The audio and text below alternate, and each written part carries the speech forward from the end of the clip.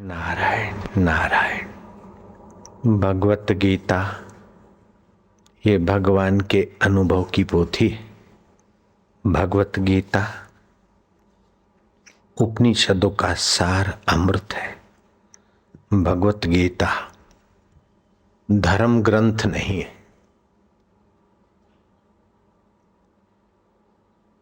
देखना, ये क्रांतिकारी शब्द है, लोग चौकन्ने हो जाएंगे।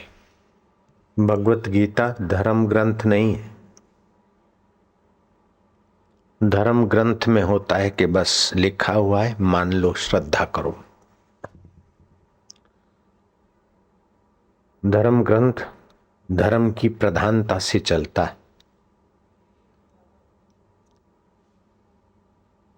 कुरान में लिखा है, इसका क्या कैसा नहीं, शंका ना करो। अमुक पुराण में कुरान में लिखा है, बस आदेश है, पालो। ये धर्म ग्रंथ। गीता ऐसा धर्म ग्रंथ नहीं। गीता दर्शन ग्रंथ है और वो कर्म दर्शन ग्रंथ है।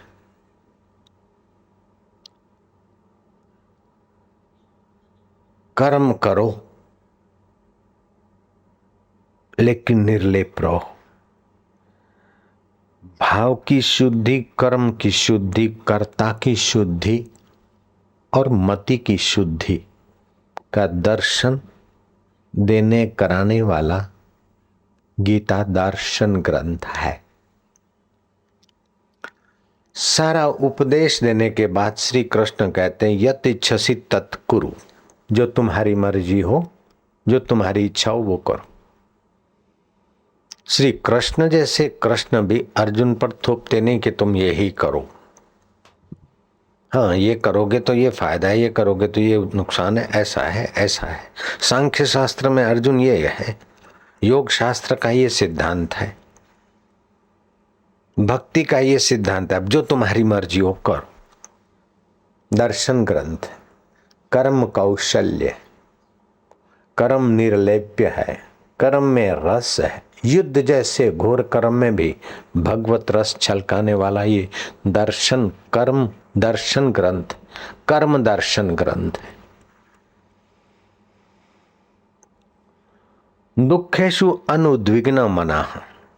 दुख की घड़ियां आए, दुख के अवसर आए, लेकिन आपके मन को उद्विग्न मत होने दो।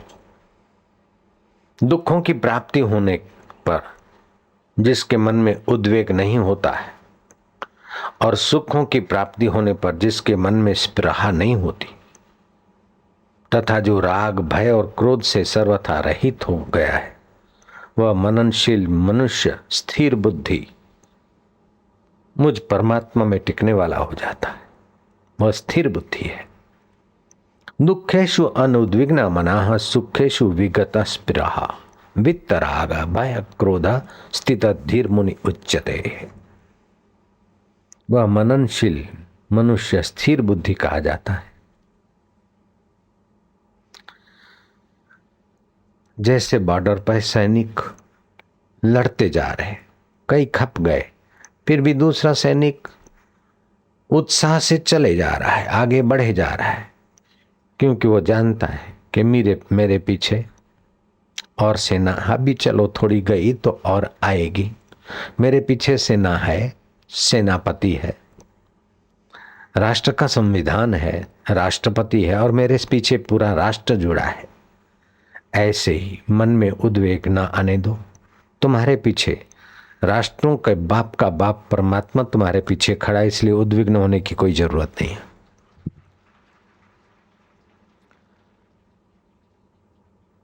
गम की अंधेरी रात में दिल को न बेकरार कर, सुबह जरूर आएगी, सुबह का इंतजार कर।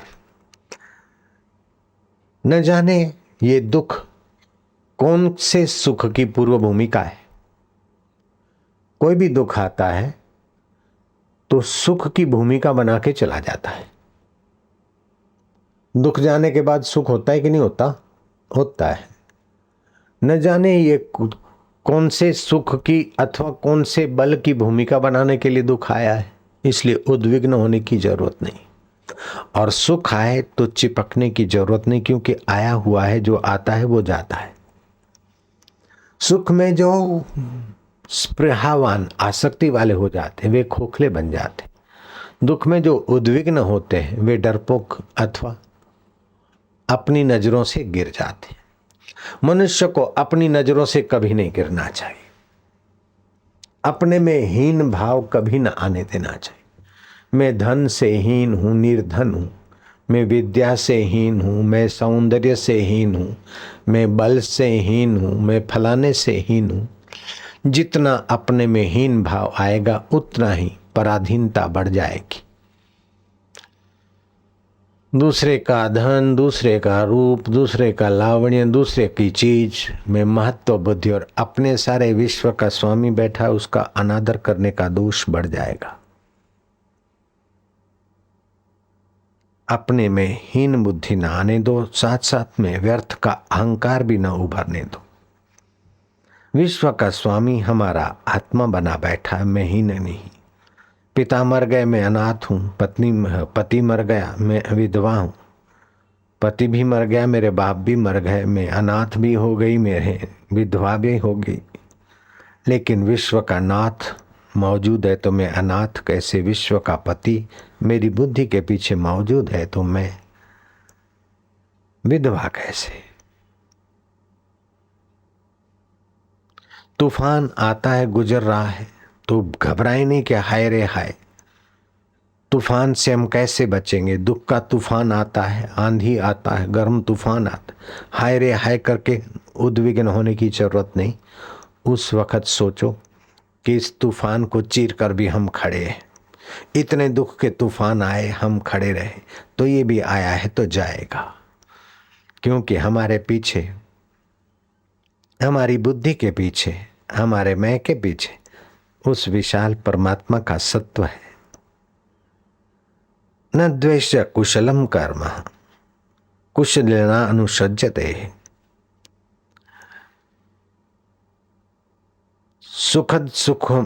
सुखद कर्मों में आसक्ति नहीं, कुशल कर्मों में आसक्ति नहीं, अकुशल कर्मों में द्वेष नहीं। आसक्ति भी बांधती है, द्वेष भी बांधता है, सब गुजरने वाले हैं। न द्वेष्ट कुशल कर्म कुशलेन अनुसज्जते। 1810 में अंग्रेजी शासन ने बड़ी क्रूरता का तांडव किया था। यूरोपियन सिपाही अधिक हिंसक वृत्ति वाले हो गए थे। गांव में जाते कोई सामने मिला, बस कोई मार काट चल। कहीं फौज के ज्यादा लोग आते तो लोग गांव के गांव खाली करके भाग जाते प्राण बचाने के। इतना रौंदा भारतवासियों को अंग्रेज शासकों ने। 1810 की घटित घटना है। इस घटना का बयान विवेकानंद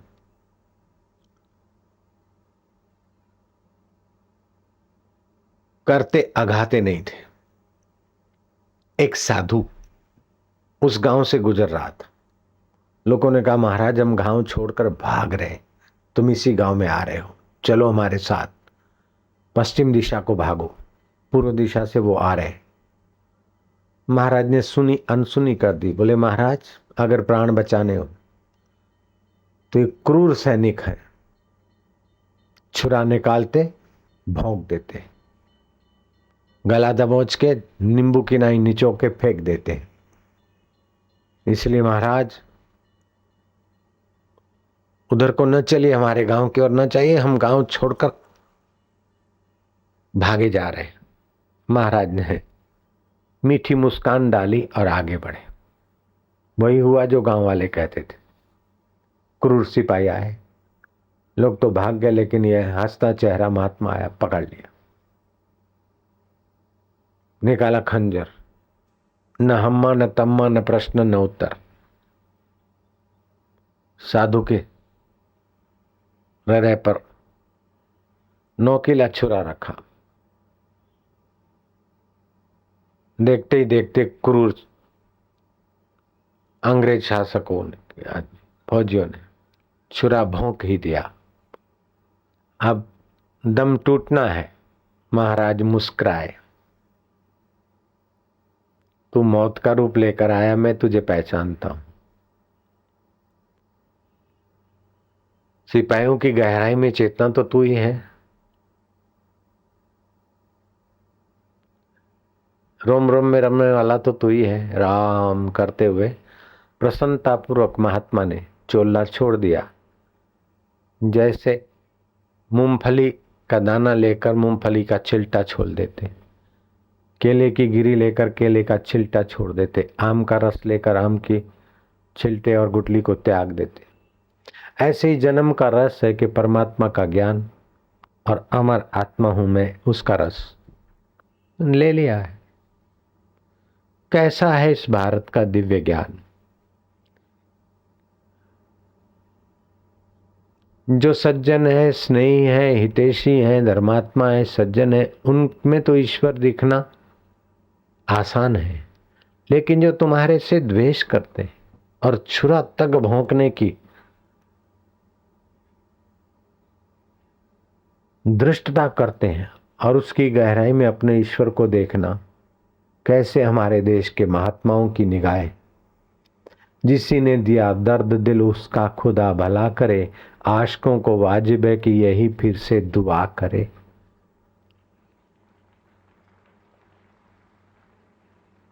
विवेकानंद इस कहानी को, इस घटना को कई जगह पर कहे और आगाधे नहीं थे। न द्वेष्ट कुशल कर्म कुशलेन अनुसज्जते। अकुशल कर्म, अशुद्ध से द्वेष नहीं और शुद्ध में आसक्ति नहीं। आसक्ति भी बांधती है, द्वेष भी बांधता है। तुम द्वेष और राग, आसक्ति और द्वेष से अपने को ऊपर उठाओ। ये कर्म दर्शन ग्रंथ गीता का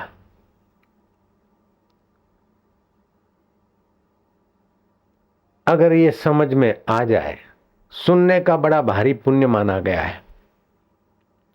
गीता का एक आध श्लोक का पाठ करना और सुनना भी गजब का पुण्यदायी, हजारों गौ दान करने का फल प्रदायक है गीता का ज्ञान श्रवण करना। लेकिन अगर ये श्रवण और मनन और नित्यासन हो जाए तो मौत के पहले अमर आत्मा मैं हूं, मरने वाला शरीर है। अमर आत्मा मैं हूं, आने जाने वाला दुख सुख है। अमर आत्मा मैं हूं, बीमारी और तंदुरुस्ती आने जाने वाली। इस प्रकार की दिव्य दृष्टि, नजरें ऊंची हो जाती है। नजरें बदली तो निजारे बदले, किश्ती ने बदले रंग, रुख तो किनारे बदले। जो भी संसार दुखदाई दिखता है अथवा भोग का साधन दिखता है, वह संसार ईश्वरमय दिखेगा और योग का साधन हो जाएगा। कबीर जी ने ठीक कहा है, सदगुरु है रंगरेज, चुनरी मोरी रंग डारी। मेरे दिल की चुनरिया मेरे दिल भर सतगुरु ने रंग दी। धोए से छूटे नहीं, ये ज्ञान छूटने वाला नहीं। दिन दिन हो तो सुरंग। संसारी कपड़े तो रंगे जाते, ज्यों धो त्यों रंग बद्दा हो जाता है।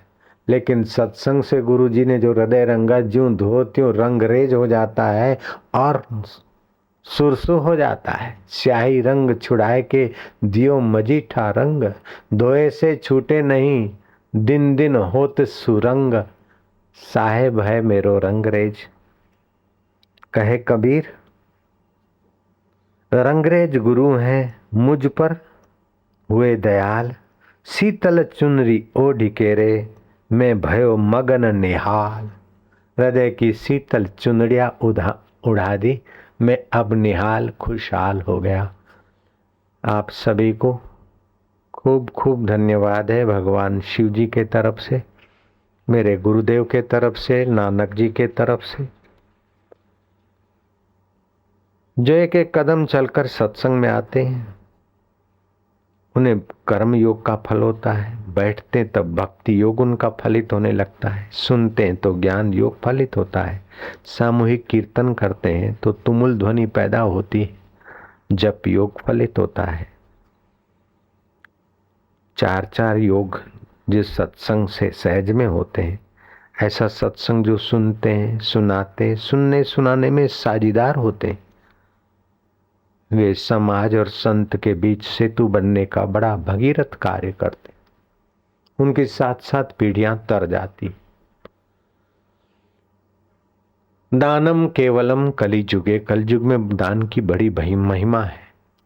अन्नदान, सुवर्णदान, गौदान, भूमिदान, कन्यादान, गौरसदान, विद्यादान, ये दान सब अच्छे हैं अपनी अपनी जगह पर, लेकिन कन्यादान के बाद भी जमाई हो सकता है, शराबी, कबाबी, जुआरी, दुराचारी,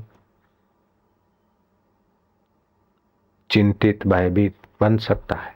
लेकिन जो सत्संग का दान देते दिलाते हैं, चिंतित की चिंता कम होने लगती, पापी के पाप कम होने लगते हैं, भयभीत के भय कम होने लगते हैं, शोकातुर का शोक कम होने लगता है, और सबके हृदय में भगवान का रस भक्ति आविराजती है। ये कितना ऊंचा दान का कार्य है। जो सत्संग सुनते हुए बड़भागी हैं, लेकिन उनसे भी दुगने बड़भागी वे हैं कि दूसरों को भी इस अमर यात्रा के तरफ ले आते हैं।